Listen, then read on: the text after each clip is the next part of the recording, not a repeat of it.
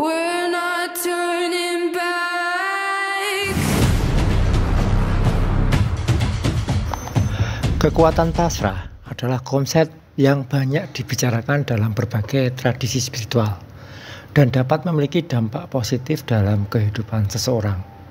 Nah, berikut ini adalah beberapa aspek dari kekuatan pasrah dan bagaimana hal ini dapat memberikan manfaat.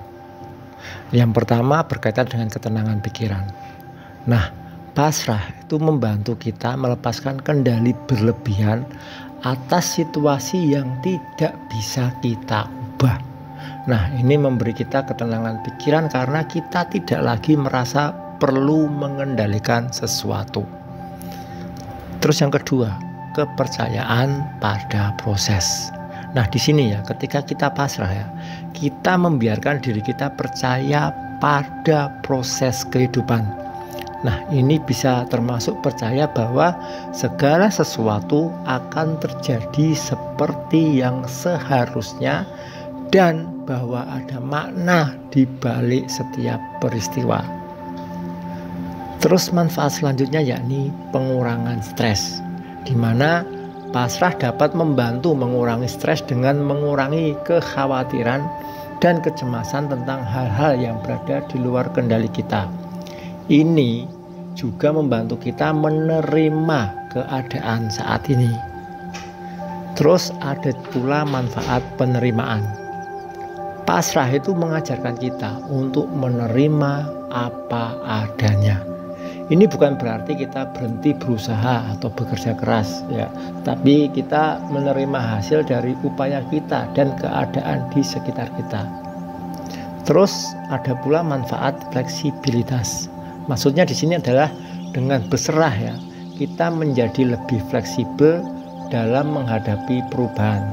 Kita bisa beradaptasi dengan situasi baru tanpa merasa terbebani oleh ketidakpastian. Dan juga selanjutnya ini memberikan manfaat pembukaan hati dan pikiran ya. Karena ini berkaitan bahwa pasrah dapat membuka hati dan pikiran kita ini untuk menerima nasihat, bimbingan dan peluang baru yang mungkin tidak kita lihat sebelumnya. Lantas manfaat selanjutnya ini berkaitan dengan koneksi dengan yang lebih tinggi. Maksud saya adalah dalam banyak tradisi spiritual ya, pasrah itu dikaitkan dengan mempercayakan diri pada kehendak yang lebih tinggi atau kehendak ilahi. Nah, ini bisa membawa kedamaian batin dan rasa keselamatan. Nah, untuk mengembangkan kekuatan pasrah ya, Anda dapat mencoba praktik seperti meditasi, doa atau refleksi pribadi. Ini bisa membantu Anda berhubungan dengan perasaan pasrah dan membangun hubungan yang lebih kuat dengan diri sendiri atau kekuatan yang lebih tinggi. Pasrah juga bukan tentang menyerah sepenuhnya ya, tapi lebih tentang melepaskan kebutuhan untuk mengendalikan segalanya dan mempercayakan hasil kepada alam semesta. Nah, pasrah ini ya mengingatkan saya kepada teori hukum terbalik yang mana dikatakan berhentilah berusaha dan Anda akan mendapatkan apapun yang Anda inginkan. Nah, prinsip ini menekankan pentingnya mengarahkan perhatian ke dalam diri dan secara kritis memeriksa keinginan terdalam kita untuk mencapai pemahaman yang lebih baik tentang kebutuhan sejati kita. Lantas bagaimana hukum terbalik dapat membantu kita ini ya mencapai tujuan? Nah, hukum terbalik seperti yang dijelaskan dalam berbagai banyak artikel ya, menyatakan bahwa semakin keras kita berusaha untuk sesuatu, semakin besar kemungkinan kita mengalami hasil negatif atau merasa lebih buruk daripada sebelumnya. Nah, prinsip ini mengajarkan bahwa terkadang kita perlu mengambil langkah mundur dan membiarkan segala sesuatu berjalan secara alami. Nah, dengan demikian hukum terbalik dapat membantu kita mencapai tujuan dengan mengajarkan kita untuk tidak terlalu memaksakan diri dan untuk lebih memahami keinginan sejati kita. Nah, ini mendorong kita untuk mencari makna yang lebih dalam dan pemenuhan yang sejati daripada sekedar mengejar pencapaian dunia semata. Lantas, mengapa terlalu banyak berusaha dapat menjadi kontraproduktif? Nah, ini banyak pertanyaannya seperti ini ya. Baik, saya akan coba menjawabnya ya. Nah, terlalu banyak berusaha itu dapat menjadi kontraproduktif karena menurut hukum terbalik ya.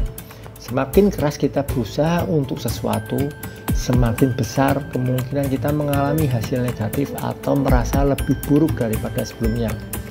Nah, ketika kita terlalu fokus pada tujuan dan terus-menerus berusaha tanpa istirahat, kita rentan mengalami semacam kelelahan hingga stres, bahkan kekecewaan.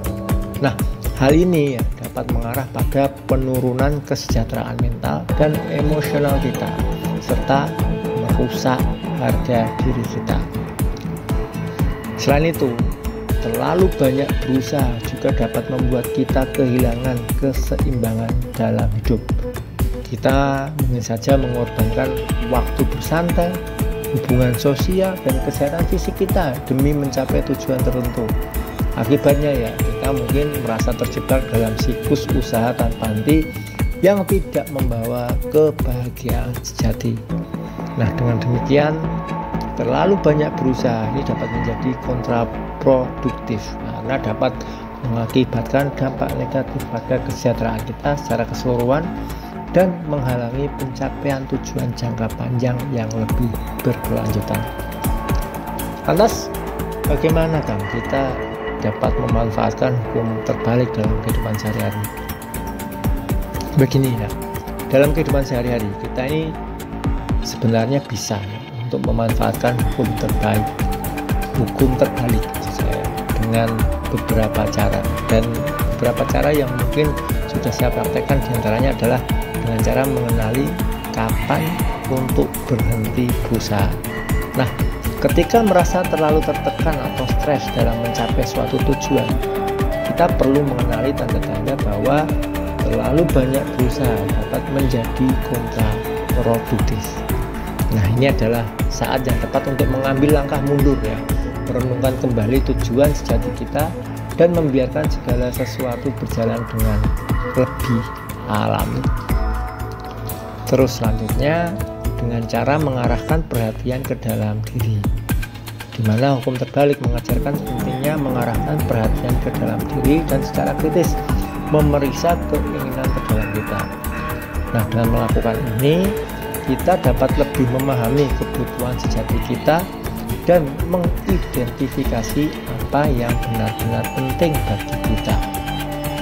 Terus selanjutnya dengan cara mencari makna yang lebih dalam.